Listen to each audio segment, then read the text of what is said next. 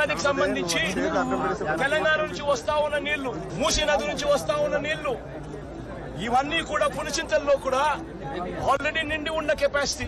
అక్కడ కూడా నీళ్లు తగ్గించి ఉండింటే అక్కడ కూడా నీళ్లు ఆపి ఉండే పరిస్థితి.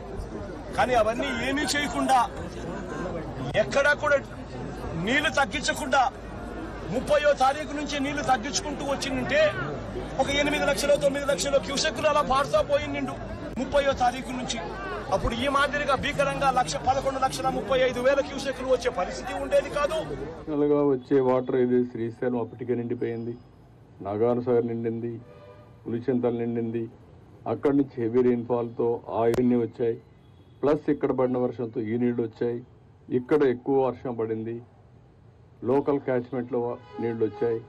ఆల్ ఆఫ్ ఏ సడన్ కమ్ముకొని వచ్చి వీళ్ళు చేసిన తప్పుడు పని మానవ తప్పిదం.